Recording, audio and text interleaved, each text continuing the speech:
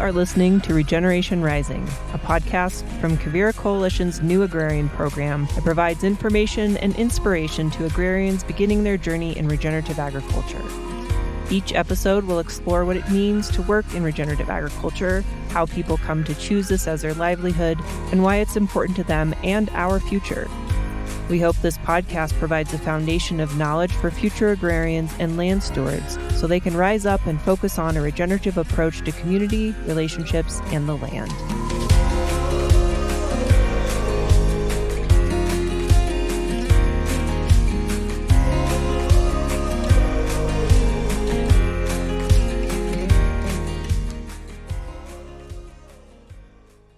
Hello and welcome back to the Regeneration Rising podcast. I'm Taylor Mulia, and it is summer. Here at the New Agrarian Program, we are on the road doing so much fun stuff. I've visited a handful of New Agrarian Program sites, mentor sites here in Colorado, had a blast, and we are doing a ton of planning for some exciting stuff coming up this fall. So I wanted to share with all of you, if you haven't already taken a look at the Regenerate conference, it is one of my favorite parts of the year.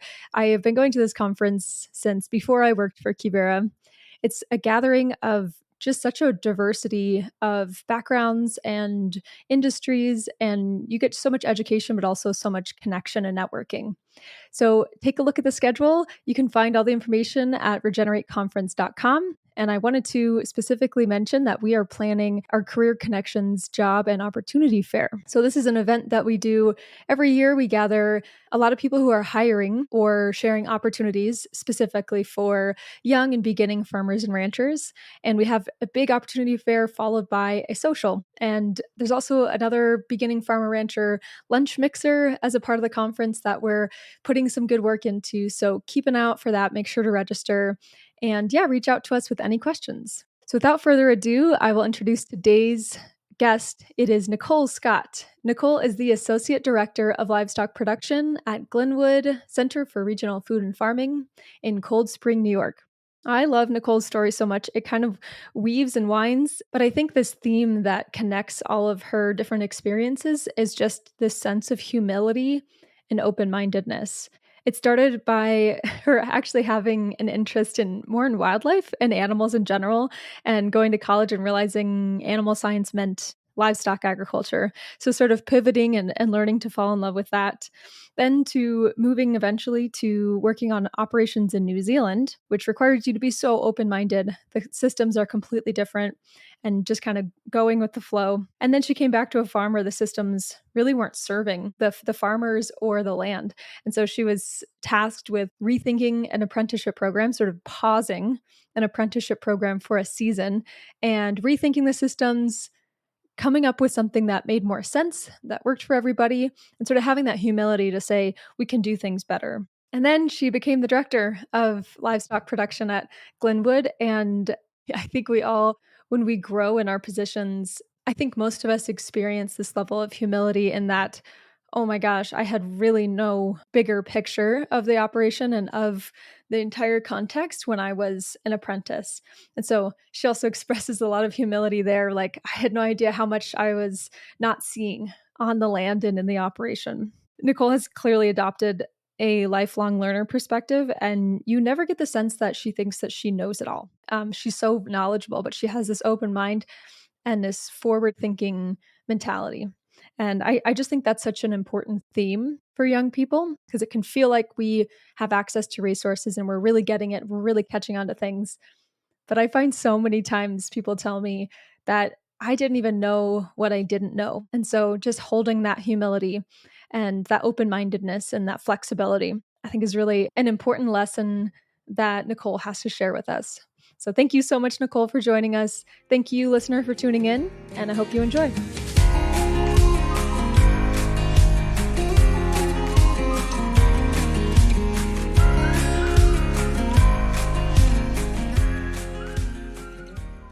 Well, Nicole, thank you so much for joining us on the podcast.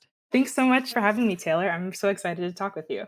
Yeah, you were one of our guests that were highly recommended by a couple different people that I've run into. So I'm so glad to have you. And Yeah, I guess I'll just start with my first question. Just really curious to know about your background. Like, where did you grow up? What were you like as a kid? What kind of got you on the path of agriculture? I grew up in the suburbs of Washington, D.C. I grew up in Maryland. And I always loved like being outside and being in nature and exploring in the woods with my friends. And I just like loved to be outside and loved working with animals when I was younger and learning more about wildlife, and really just always wanted to find some way to like be around animals as I was like growing up. So like in high school, I volunteered at the National Zoo in DC, and got to work with 3 banded armadillos and had like a great time doing a small research project on that, and was like, okay, I want to find some way to continue to do this. And so I went off to college to study animal science. And so I was really interested in continuing to learn more about animal behavior and figuring out a way to like turn this into a career. I didn't like fully understand what animal science was when I was leaving high school, and didn't realize that it means like animal husbandry. And so I went off to do an animal science degree at Cornell and learned very quickly that I was going to be learning more about farm animals rather than like exotic species. Wait, okay, hang on. Yeah. This is so funny to me because like I feel like I did a similar thing. Like I was in an ag college and I was like mostly focused on natural systems, and I was like, oh, this is all toward an agricultural lens. So I'm super curious, like how did you like what was the moment like where you were like, oh, okay, I'm in agriculture? I think like first going into the like animal science building at Cornell, and like when I was actually like a student and kind of like getting a better sense of like what classes were offered there, and seeing like most classes beyond the like 101 level were mainly focused on like production animals. You either could like kind of go more towards studying production animals, or courses that would like fulfill your pre-vet track. But in like the biology department, there was maybe more opportunity, or in like the grad programs, there's more opportunity to study like animal behavior for different types of animals. And once I like started taking those first 2 courses, I was like, oh yeah, this is not what I expected at all. Interesting to learn these concepts, but as like a freshman trying to like figure out like what is college, like where am I, like what is going on here, it was like like a shock. And at the time I felt like a little silly. I was like, why didn't I know this beforehand? I maybe like should have done more research. I was just so excited to get into such a great school. Really, I think maybe the first moment was one of our first like animal science classes. We did work at this like student farm where we got to learn more about livestock, which was very cool. But I'd only been around like sheep, cattle, goats, sort of in like a petting zoo setting. So it was my first time like getting up close with them. And I realized, okay, like this is what this coursework is going to be about.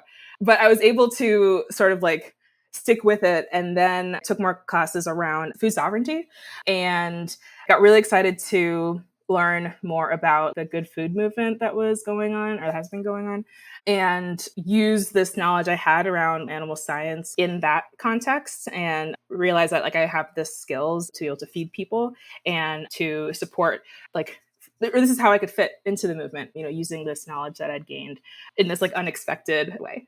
So you were kind of like exposed to the livestock. I'm the same way. I never had access to it was like such a cool thing to actually be able to go in and like be around animals in a more intimate way, I guess, because you're used to just be like reaching over the fence and petting them, Yeah. You always like look at that person that's taking care of them. You're like, oh my God, they're so cool. Like they get to Yes. like go in there and feed them and like Yeah. change their water and stuff.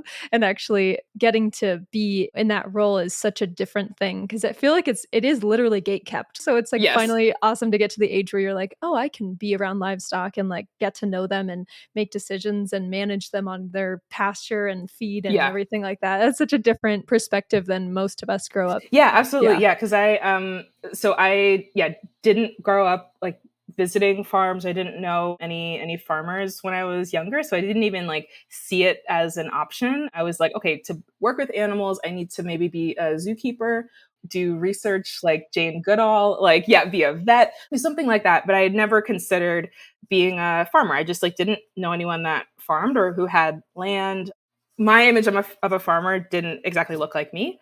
And so I just, didn't even really consider it until, I got to college and was like, oh yeah, this like is actually like really fun and rewarding. And then I got to meet other farmers in the Finger Lakes region and got to see like what they were doing with the small piece of land. And I was just like, yeah, totally blown away, and realized that this is something I could try out. Like I could make a viable career out of this. So it kind of was actually a good thing that you sort of stumbled into the animal science thing, and it ended up being, yeah, not what you expected, but yeah, ended up working out. So tell me a little bit about the next steps after college and sort of into the Glynwood apprenticeship.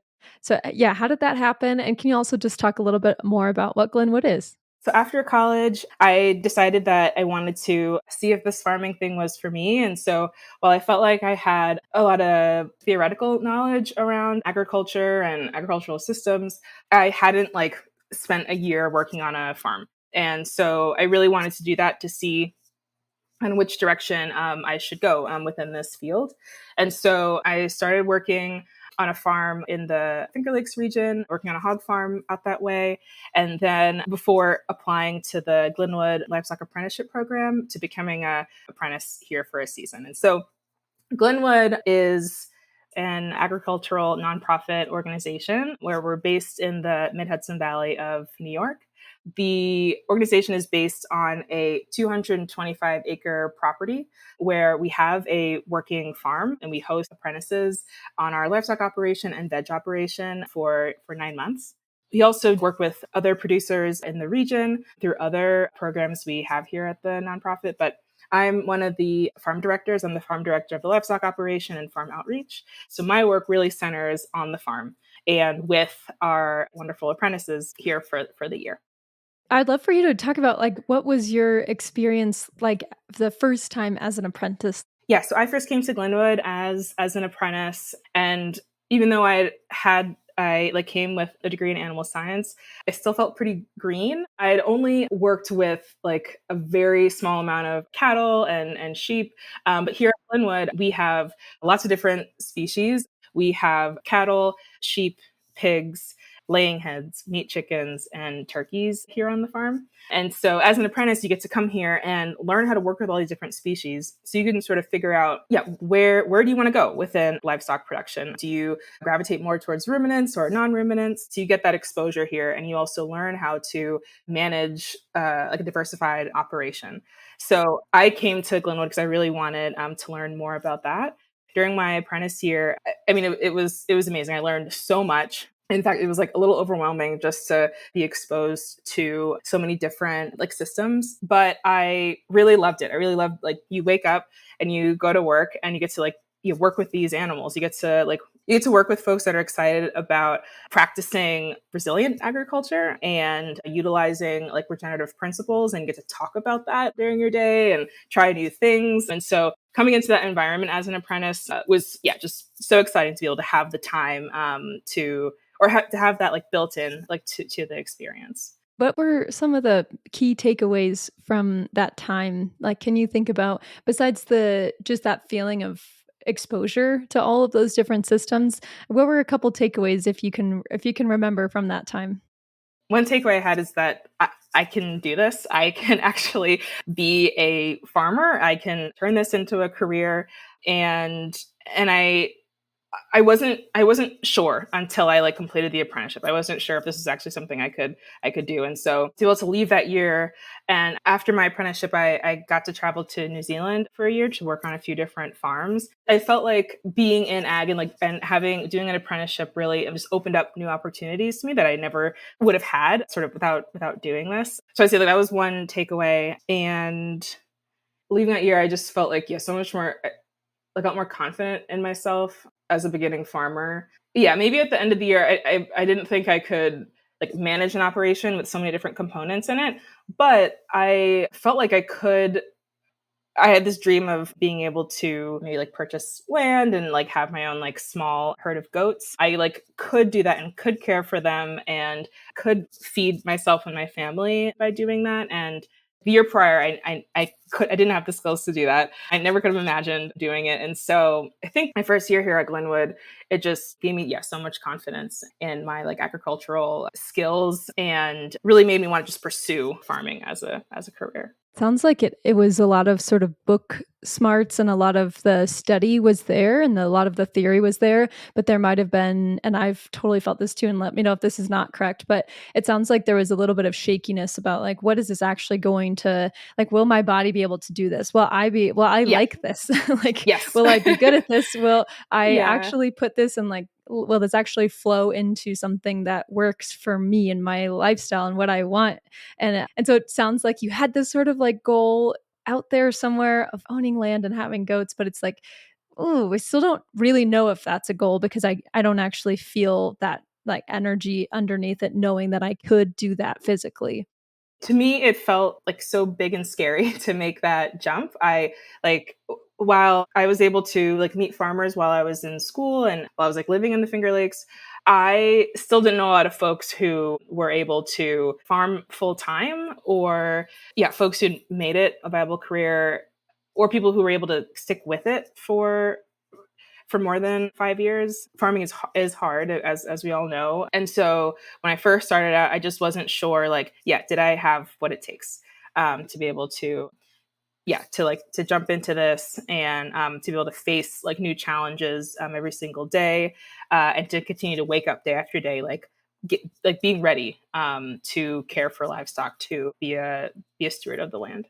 I love that about apprenticeship. It's one of the things I love about this program and just the concept of apprenticeship because it's like such a terrifying thing. You just show up and you're so like shaky and weird for like the first couple months and you're like, just like, oh, can I help over here? And you end up like being way too weird, like wiggy, just like you kind of just like you're not smooth with anything and you're just like showing up with like your water bottle and your hat and you're just like ready to work, but you're like, don't go, no, you're like not quite helpful yet. So anyway, I just think that's such a cute thing about human beings that we do that and we're like able to make ourselves vulnerable and push through that even though we feel silly. And so anyway, I find that is one of the things that keeps me going is I love seeing the human spirit keep going through that and then find the confidence on the other side. It's felt so rewarding to be on the other side of the apprenticeship program. Like now I'm a mentor. And so I'm able to be there with folks as they're figuring it out in their like first few months of like being on this new farm and like learning these new systems to be able to have like had that experience and then be able to encourage folks and let them know that like this is totally normal. We all go through this when we're first starting out, and to try to create a team dynamic or a culture here on Glynwood's farm. Yeah, it's okay to be unsure. This is what you're here for. You're here to figure it out. Like you're here to figure out if like this is like what you want to do, and it's okay to like to be figuring it out still. If that makes sense. You mentioned New Zealand at one point. I'm curious, how the heck did you end up in New Zealand? Like, how did you know people over there? How did you find a place to work? Why New Zealand? Yeah. I think I'd always had a fascination with New Zealand from when I was little. I remember borrowing this book from the library on New Zealand, I think probably to do some report in elementary school. And I remember reading about bungee jumping in New Zealand and that they have all these sheep and it's like this island. It's like I learned all these like really weird facts and it like stuck in my head. And so I've always been like, I'd love to visit that country one day. It's so far away. So maybe like, far in the future, I'll be able to do that. And so while I was at Glynwood, I got to know the president of our organization, Kathleen Finley, and she introduced me to a few farmers who are from New Zealand who actually farm the land that, okay, so maybe I'll just add this one thing about Glynwood. So like a little just about the history. It's like we're farming on unceded Lenape land here at Glynwood. And before Glynwood became a nonprofit, this property was owned by the Perkins family. Kathleen was able to introduce me to a member of the Perkins family, and she had property in New Zealand. And I got to meet the farmers who like farmed that land as an apprentice here, like towards the end of my year. Oh, cool. And I told Kathleen that I really wanted to travel. I wanted to like see more than just the Northeast, and was like trying to figure out if I should go out west, like maybe work in California or somewhere out west, or like go abroad. And so she introduced me to these folks, and I met them, and they were like, yeah, we'd be happy to like have you on our farm. If you want to like come down, if you could find your way down here, we'll host you, and you can come and learn from us and work with us for a few months and see how you like it. And so I took that as like, wow, I had never met anyone from New Zealand before. And I have this invitation to to stay on this like beautiful property for a few months and like live and work and learn from these folks. And so I was like, let me just go for this. I took like the savings I'd had and bought a one-way ticket to New Zealand and got there in, I guess February 2018. I didn't have a great plan for all of this. I was just like, I think I'm just going to get to New Zealand and figure it out once I get there. And so I was able to get there, like land, go work on this farm on like the southern end of the South Island of New Zealand, and then started looking on this website Workaway for like different options, and also just like talking to other folks. Like once I actually got to New Zealand to see if like anyone knew of someone that might be hiring who might want just like a very enthusiastic young farmer to come help out and who'd be able to pay like a little bit just so I could be able to make my way throughout the country for a year. And so I was able to, find a few other places to work that way. And so that first farm I worked at, it was a sheep, beef, and deer station. And then I worked at two other operations while I was there that were both like sheep and beef operations. So I got to spend the year working across the South and North Island of New Zealand and seeing a very different type of agriculture than what I'd been exposed to here at Glynwood, and then also like during my studies at Cornell. And it really like blew my mind to be there and to see ag on this big scale. And then also one thing that really stuck with me was, while I did like stick out as a Black American in like rural New Zealand, one thing that I found like really refreshing was that it wasn't strange that I was there farming or like interested in agriculture. I met so many folks who are still very much connected to ag, unlike my experience here in the States, where, I mean, now that I'm a farmer, I have this network of other young farmers in the region, but I live pretty close to New York City.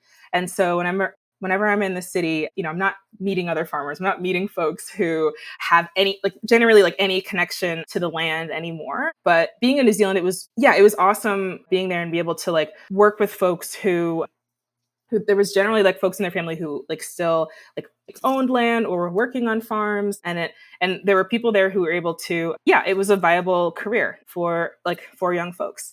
And so that was like so encouraging to be in that environment and not to feel unsure about this decision that I'd made. And so I learned so many technical skills while being there. I did a lot of fencing while I was there, and did stock work. Really like honed my skills. But there's just something about being in a country where it's not like out of the ordinary for people to be connected to the land in that way.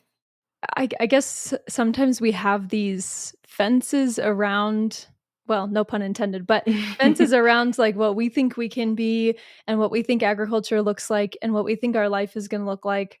And then we realize that those are all, wow, this is really punny. Those are all like movable, or they're fake. They're not real. We all think that these structures exist in our head, and then it's so nice to go to another country. It kind of makes you think, oh my gosh, wow, what else is there that I'm putting up guardrails on myself about, that is not only for your personal, like what you personally thought you could be, but how you manage animals. Like, how do they do it? We tend to have these certain resources over here and do it this way. But it's so cool to see another way, because then you're just like, the bounds of what's possible. And so that I'm just so glad that you got that experience. And it sounds like it was just a complete eye opener for you and just like a great 180 on what you'd been experiencing. When I was like starting out, I was talking a lot about being a young farmer, like really starting out of this and like figuring out how to make it work, and would get so in my head about it. And so just being able to be like kind of like thrown into a situation where it's like, you're going to be like carrying these like wood posts up this hill to then put them in the ground and you need to connect this high tensile and And it was just kind of like being in that was, and being able to accomplish like all these tasks that were like thrown my way was so satisfying and gratifying, and really like took me out of the like, oh, can I do this? Like, it was just, no, like clearly I can. And being able to see new like see and experience these like new systems and like different styles of farming really landed with me compared to just doing all the reading that we all do, like all the different books that we're picking up and, like YouTube videos we may see. Being able to actually like go to another country, work and live in a different place, that really landed with me. And through that experience, I was able to, kind of like make that mind shift of whether I end up doing it in the Hudson Valley of New York or in New Zealand or California or Ireland. Like, this is something that is possible, and I'm totally here for it. I'm down to go for it. Yeah, it's almost like you don't even have time to think about how hard this might be. You don't even have time to like doubt yourself. You're just like, let's go do it. And who am I as a farmer? Can I do this? Who am I now? It's like, it's kind of nice to just be like, okay, I don't even have the energy or time to even overthink this. It's so nice to just be pushed into it. Right. Yeah. And I'll admit that like I'm definitely like an overthinker and a worrier. It's like just a part of my nature. Yes. So to like, be in like, and that's just a part of what we do. It feels like no matter where in the world you are, it's like at a certain point of the season, you're just like, getting up, like getting stuff done, like running from one task to the other. And like getting into that like pulls me out of that, I guess, headspace, which I love and appreciate. And like, it's one like major, I would say that's another reason I like, honestly, I got into ag is because I find myself, I'm just someone who, right, I guess I knew this when I was little, but it was like, I want to be outside. I want to be like working with my hands. That's my comfort and it takes me out of my head. And so like farming has helped with any issues of like depression and anxiety that I've had because I'm just working with my hands. I'm interacting with nature in such a meaningful way. It's just helped my mental health. Absolutely. I feel so similarly. Yes. You nailed that. Okay, well, my question says, tell us about 2020, LOL. I feel like that's like a therapy question for everybody on earth right now. But yeah, so you get back from New Zealand, you come back to Glynwood, 2020 happens. Yeah, tell us what happened. So when I came back from New Zealand, I was like so far from my family. I wanted to spend some time back in New York, back in this part of the world. So I was able to come back to be the assistant manager here at Glynwood and really came back to be able to share what I learned. I felt like I got to New Zealand because of the connections I made while I was an apprentice. And so I wanted to come back to be able to share what I learned with apprentices and make improvements to the program that we have. The farm manager at the time, or livestock manager at the time, he left. And in March 2020, none of us knew like what was coming, like what we were going to be dealing with. And so I became like the acting livestock manager and eventually took over that position and became the lead farmer on the livestock operation here at Glynwood. I pretty quickly went from being an apprentice or like a crew person to managing a farm and managing an apprenticeship program. I didn't quite feel 100% prepared for that. And also with everything going on in the world at the time, it was a really difficult transition for me. Like stepping into a management position, I was so excited to do that, to be given that opportunity to take over and to like learn new skills. But there was a lot that I didn't even know I needed to know about like farm management and being in an apprenticeship position or like being a crew member. It was like a steep learning curve for me that year, not only with like the livestock care piece, but just also like learning how to manage people and like become a teacher and then really learn how to like sell and market the food that we're growing in a time where all of a sudden everyone is so so much more interested in local food and where to get it from. And so trying to like meet that demand that year, all while I was like, for the first time sort of getting into a position like this.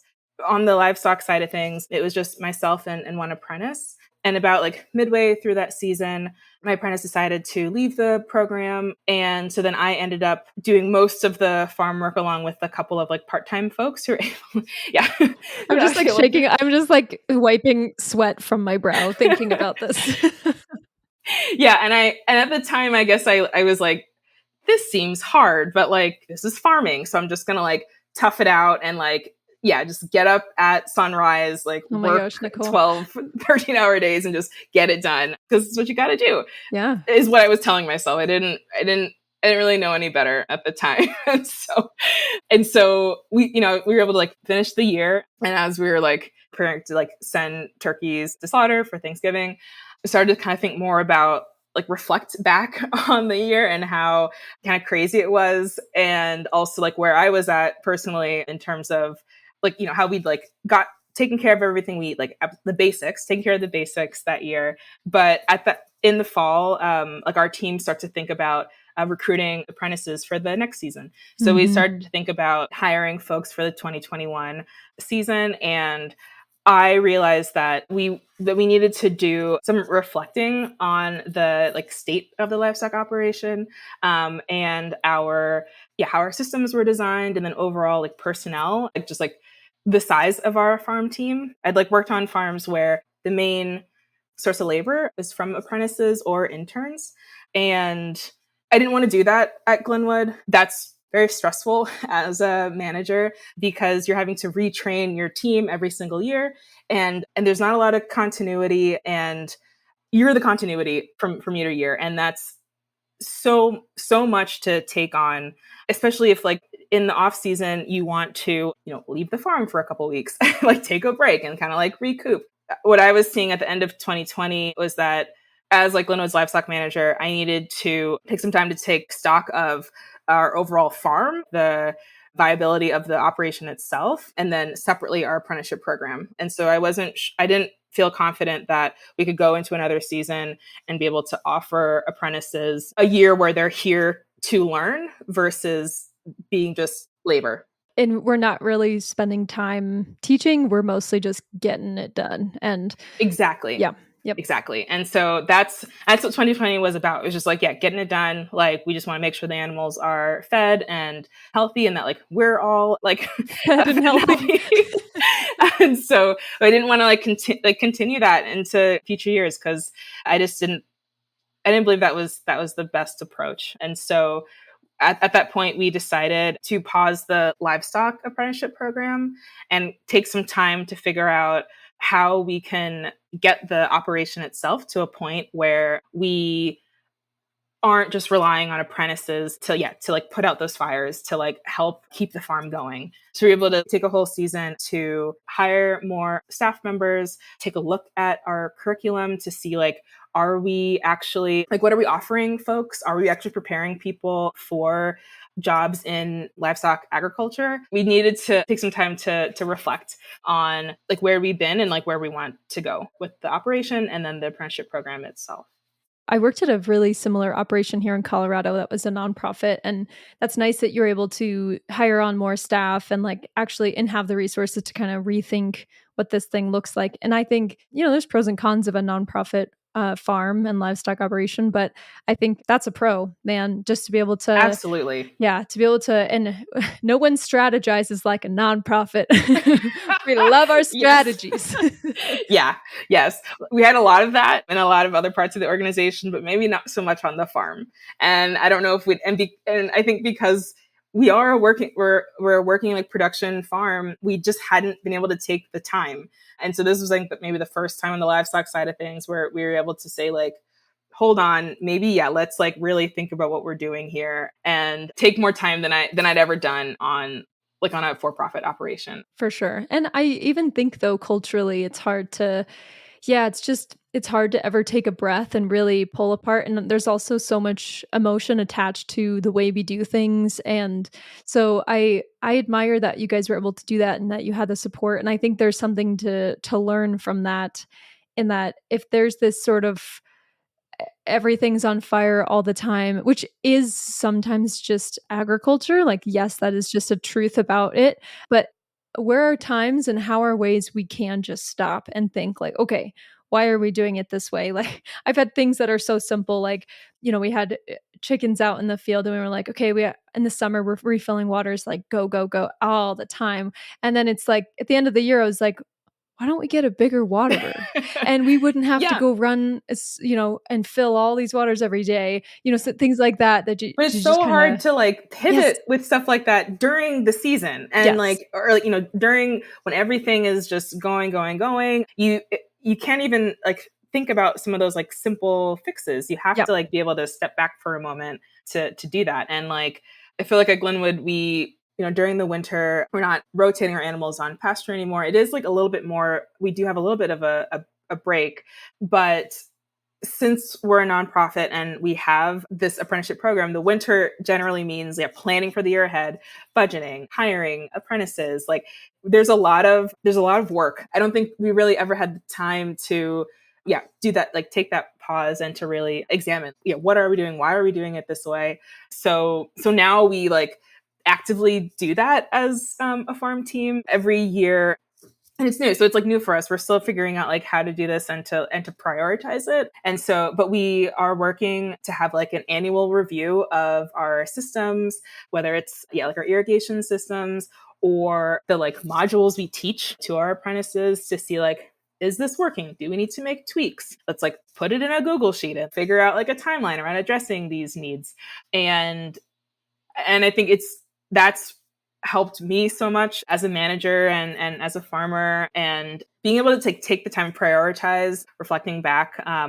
We're like a better farm for it. We all agreed like this is important to us, and we know how like this is how we're going to continue to be like healthy farmers in the future. In the last couple of years, we've sat down to create this whole farm plan, not just the livestock farmers working by ourselves versus the veg farmers. All of us have come together to create this plan to like steward the land and to be able to teach apprentices. And that's where that like annual review comes from. It's like, are we accomplishing like what we were trying to accomplish year to year? And how can we be more efficient or just, make our jobs easier during those like really stressful times of the season?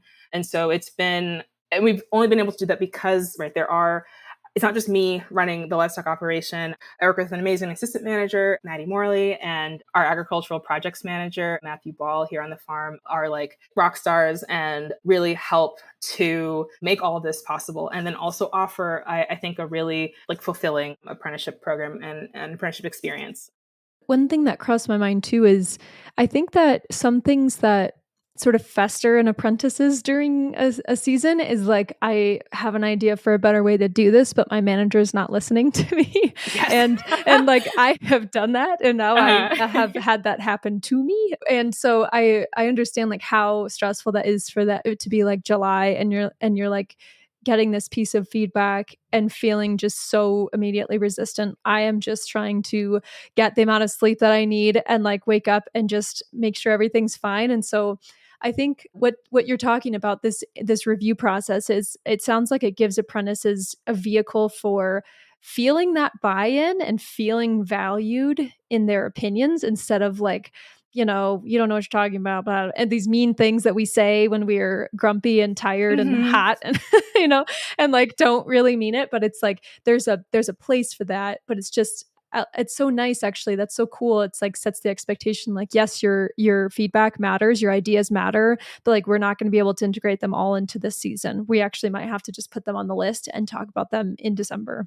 I'm managing a certain way just based off of the experiences I've had in other operations. So I can totally relate to that. Like when I was an apprentice, we were out there in the field every single day, like doing chores and seeing things in the field, and not maybe fully knowing like how to address an issue because we're still learning. But we may be hot, tired, and exhausted in August, but so is your farm manager. Like everyone is just, it's hard. It gets hard at that point of the year. And so what we do now, like we really like recognize that and we talk about it. And I've like really let my apprentices know that I really value feedback and like what you're seeing and your ideas, because even if I may have more farming experience than you, like you still bring a different perspective that is valuable to the team. I want for folks to be able to have a culture of openness and we can have discussions around stuff so we can sort of like work through different problems and issues together. And I also want for my apprentices to see that doing a lot of that troubleshooting, like that's what you do as a manager. Because I've had folks I've like brought up an issue to someone and either they've kind of like ignored it or they've gone off and like figured it out on their own. And that wasn't always the most helpful thing for me, because when I was facing issues, when I became a manager, I didn't really have the skills to kind of like work through a lot of those problems. I had to kind of like figure it out on the fly. That's one way to do it, or one way to learn like those, I guess, like problem solving skills and like processes around that. But I really want for folks to like see my thought process and learn from that and like work through stuff with me. I would have really loved to have more of that as an apprentice. And I want to create an environment where we do that. Sounds like you've become sort of like a coach instead of like, tell me the problem, I'll go fix it. It's instead like, or go fix it. Those two ends of the spectrum, you're finding a way to weave that together. Like, let's think through this. And yeah, let me give you a peek inside my mind because I have a really big bird's eye view of this whole thing that you might not be thinking about.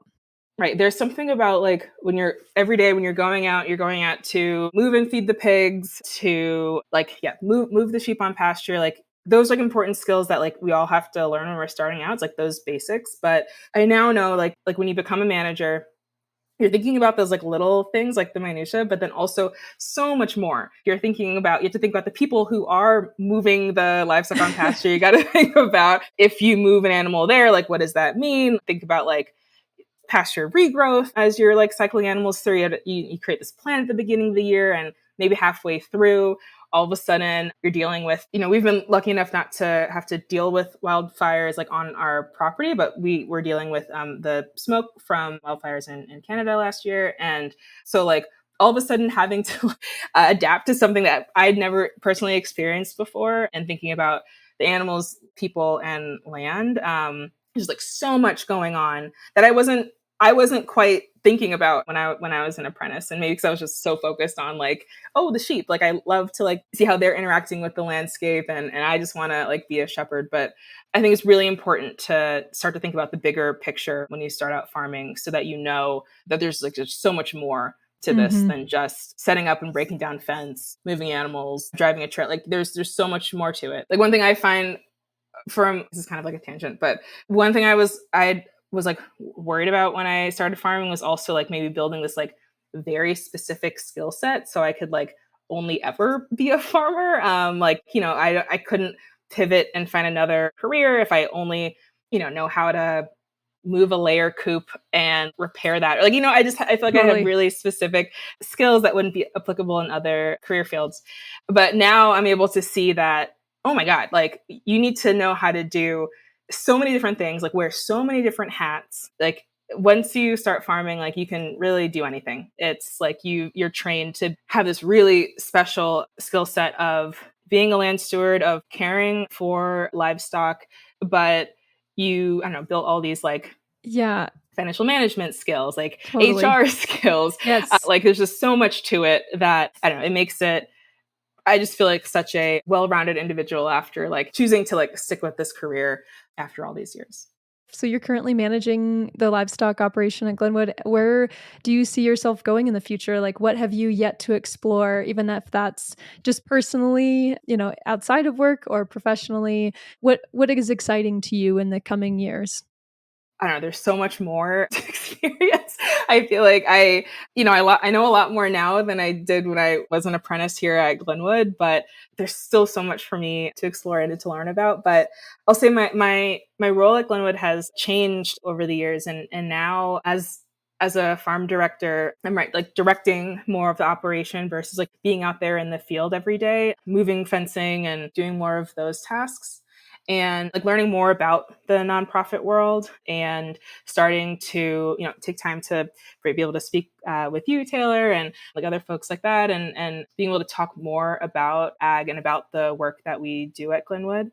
And so I'm actually like really excited to start to be able to just share with folks the exciting work that we do. So really looking forward to that. And then also continue to figure out how to balance a personal life with farm life. I recently got engaged, and my partner is not a farmer, and so he doesn't like work on the farm with me. And I just want to think more about how do I continue to carve out time for myself and for like my future family outside of the farm. Because when I first started farming, I also add like I didn't really want that. I wanted to just this is going to be my life. I was going to jump into it and was going to marry someone who also wanted to just like have farming just be all encompassing. And now I've seen that like that leads to burnout. I know, it's actually kind of a blessing that you didn't. Yes. Yeah. So I'm really looking forward to just figuring out how to balance those two. And I think that'll be a lifelong journey. I know. I saw that ring on your finger. I don't know why I looked at it. I think it looks really similar to mine. So I was like, oh my gosh, is she married? Congratulations. That's so exciting. Thank you. Yeah. Thanks so much. Have you started thinking about the wedding yet? Or is it just kind of, we'll get there when we get there? It's still super fresh. And so I'm still like kind of in shock but thinking like in the next couple of years. And I just like hadn't really ever like thought about this before. Me neither. And totally. So I'm so happy to be like forced to think about it. Not forced, but I'm excited to do it. But it's like, I don't know. So now I'm like thinking like, I can't be like farming every waking minute of the day. Yeah, because it sounds like your life has been that like for a long time. Like it sounds like you've been going like hard. Like you've been going since even when you were in college. And so trying to sort of break that mold sounds like a challenge. But it's also we grow older, we get better at this. So, I don't know, I'm continuing to grow as a farmer and to be able to like share these lessons and experiences like with other like young farmers. I'm hoping I can like, demystify some of this because I met a lot of folks who were like also like, going when they first started and maybe aren't farming nowadays or just, really fell out of love with this kind of work. And I don't want for that to happen. I want to be able to encourage folks to stick with this and to know that you can do it. So a lot of growing to do over the next few years. Fantastic. Thank you so much, Nicole. We're going to go into our rapid fire section, which is still a new segment on this podcast. But I loved it the last time I did it. So first couple words that come to your mind, let's jump into it. Being a beginning agrarian means? That means like you're an absolute badass to be doing something like this. If you had a private chef to cook you any dish after a long day, what would it be? Oxtail and rice and peas, a classic in my Jamaican household growing up. What's one book on your bookshelf? I have this book by Iris Scott, who was one of the farmers I worked for while in New Zealand. It's called High Country Women, and it's the story of her life, like being one of the first like women vets and veterinarians in New Zealand. I like absolutely loved working with Iris and Kate down in Glenorchy, New Zealand. And so, I have got that book on my shelf and I love it. Fantastic. I love a history badass women book. I feel like I'm collecting them right now. Okay, what's one musical artist I should listen to? I really like this rapper, Lil Sims from the UK. Yeah, one of my like recent off-farm excursions was to go to her concert in New York City and had a great time. And I think she's a great lyricist. That's awesome. You're so lucky to be that close to New York City, man. Oh, yeah. Oh, I would go to so many shows. Okay, what's a non-ag related hobby or interest of yours? I really love kayaking, and I'm really lucky enough to like live close to the Hudson River and like to many different lakes here in the Hudson Valley region. And so I was able to get a kayak a few years ago and being able to like explore this region in a different way outside of hiking. I get to like be on the water. So I absolutely love that. What's a nugget of advice for other beginning agrarians? We probably touched on this when we were talking, but it's like, just stick with it. Like, I know it feels hard in the beginning, but this is I found it to be such a rewarding career path. And it can be tough. And I've experienced that, but just like stick with it. Beautiful. And where can people find more information about you, about the Glynwood apprenticeship? You can say a couple words too about when the apprentice season like opens, when the applications open, and when your season starts. Right. You can learn more about Glynwood at www.glynwood.org. And also you can follow us on Instagram at glynwood.org or at Glynwood Farm Store. And there you'll be able to see the goings on the operation, and then also like more about our overall organization. And I also want to add and if you sign up for our newsletter, then you'll get to read more about the farm, see different blog posts from the farmers. So definitely check out our website and our Instagrams. And Our apprenticeship program starts in mid-March, and we start taking in applications in September. And so if you check out our website, follow us on Instagram, you'll get notifications about when we're starting to take applications. And yeah, that's it. Awesome. It sounds like that's coming up pretty soon. It's so crazy that it's July already. So yeah, so September's right around the corner. And so yeah, we'll put all the information in the show notes of this podcast. But Nicole, thank you so much for sharing your story and for being here today. You are such a cool person. I'm so glad to have met you and to share this time together. So thank you so much. Yeah, thank you so much for having me, Taylor. I really appreciated sitting and talking with you. It's just really great to be able to connect with a fellow agrarian, and just so happy to have been here with you.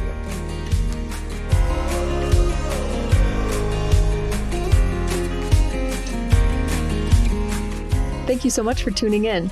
If you'd like to connect to the broader Quivira community of ranchers, farmers, conservation and government agency professionals, educators, nature nerds, curious consumers, and more, we're excited to have you.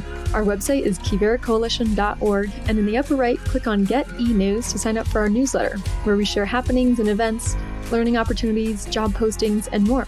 Also, if you're enjoying this podcast, please leave us a review and a rating. It really will help other people find us and maybe even find their next step in regenerative agriculture. Thanks so much, and see you next time.